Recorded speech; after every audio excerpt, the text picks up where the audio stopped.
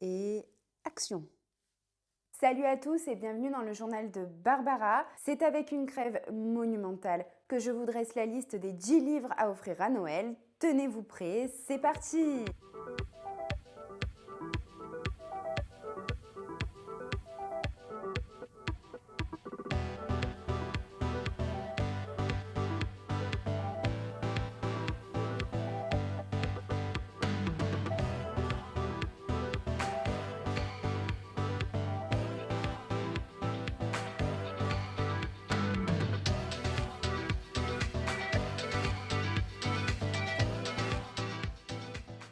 Vous trouverez dans cette liste beaucoup de littérature moderne et contemporaine, n'en déplaise à mon prof de littérature de prépa.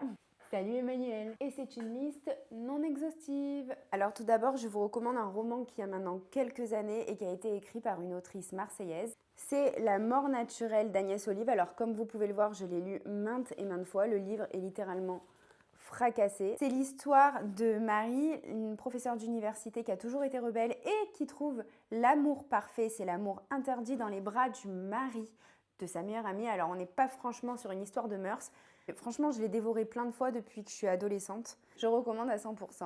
Alors maintenant, on va un peu remonter le temps avec un roman de la grande Colette, qui est connue notamment pour la série des Claudines, mais ici on ne va pas parler des Claudines, on va parler de Chérie. C'est Léa de Lonval, qui est une courtisane de 50 ans, qui vit sa dernière passion amoureuse et elle le sait que ce sera sa dernière passion amoureuse parce qu'elle se voit vieillissante. Et c'est toute une réflexion sur la féminité, sur le fait de vieillir quand on est une femme. C'est un portrait un peu triste d'une femme qui a connu une grande beauté et qui la voit faner de jour en jour et qui vit sa dernière histoire d'amour avec un homme qui, lui, a toute sa vie devant lui.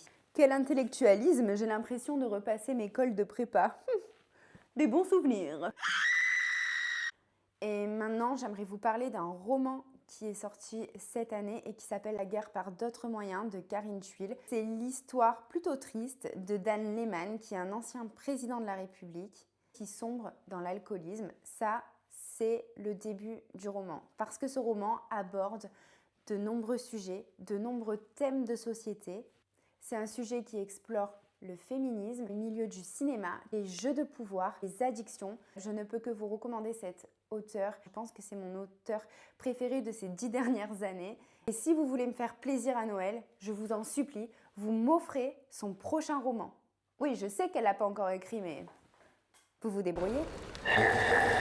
Maintenant, pour votre sœur trentenaire qui veut se lancer dans la start-up, je vous recommande Les Impatients de Maria Pourchet. C'est l'histoire de Reine, surdiplômée, qui entre dans le monde du travail en tant que salariée et qui va finir par tout plaquer pour ouvrir son entreprise. C'est un spa et des produits cosmétiques à base d'algues aux côtés de marins avec qui elle va vivre une histoire d'amour passionnelle. C'est un petit bijou d'humour. Elle a une plume vraiment audacieuse et je recommande maintenant à tout le monde. Voilà. Alors attendez, parce que là je sais vraiment pas où on en est. Alors je vais faire un petit compte. Ça part en couille.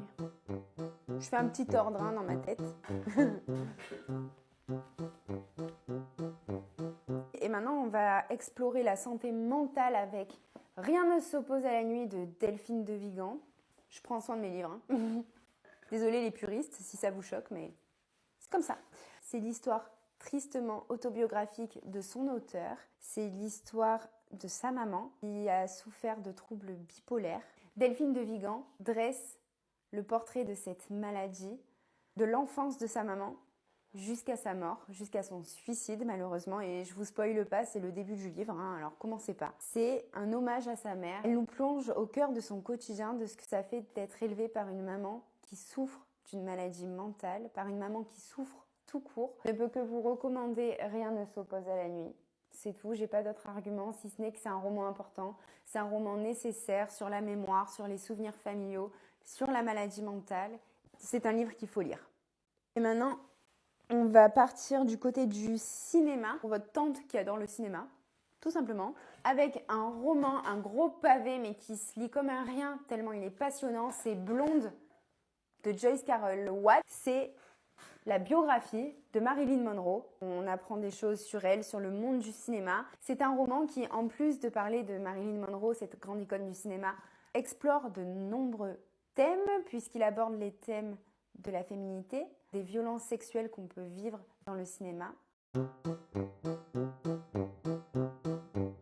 Allez, pour la suite, on va du côté de la secte de Charles Manson. C'est passionnant, je suis fascinée par cette histoire. Je ne sais pas si fascinée c'est le mot, hein. Mais l'affaire Sharon Tate, si comme moi, vous interroge et vous fascine, je vous recommande California Girls de Simon Liberace. Simon Liberace revient ici sur le fait divers qui a marqué la fin des années 60 et du Summer of Love, en décortiquant 36 heures de la vie de la famille Manson, la secte à l'origine du meurtre de Sharon Tate, 36 heures avant le passage à l'acte au Cielo Drive. Il essaye de décortiquer les mécanismes de la secte et ce qui a pu pousser des gens qui étaient encore mineurs à ce moment-là à passer à l'acte avec une telle brutalité, avec une telle violence. Je vous recommande The Girls de Emma Cline qui aborde aussi le même thème, sauf que cette fois, Emma Cline, elle aborde le regard, le point de vue d'une des membres de la secte. Alors elle invente un personnage, évidemment, pour s'infiltrer dans la tête des membres de la secte pour essayer de comprendre, un peu comme Simon Liberace. C'est 2 romans sur le même thème, mais abordés différemment, et je ne peux que vous conseiller les 2. J'ai lu plein de choses sur cette affaire, vraiment, c'est passionnant. Je sais pas pourquoi.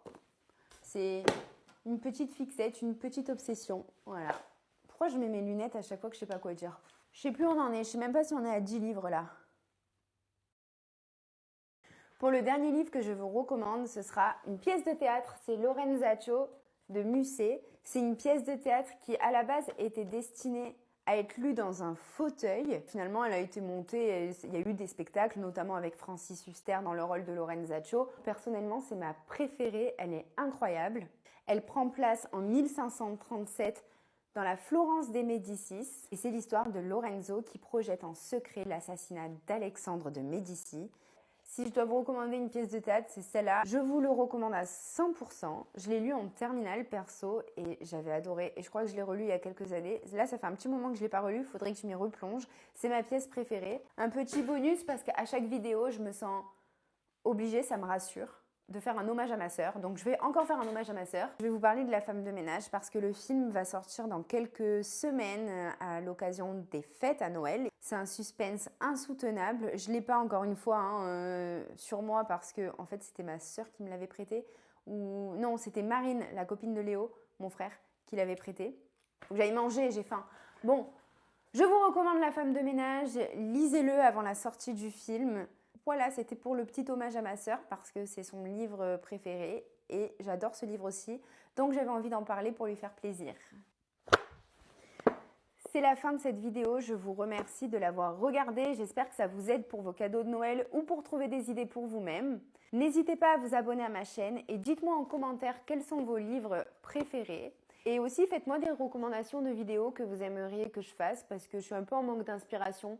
Alors n'hésitez pas et je vous dis à bientôt!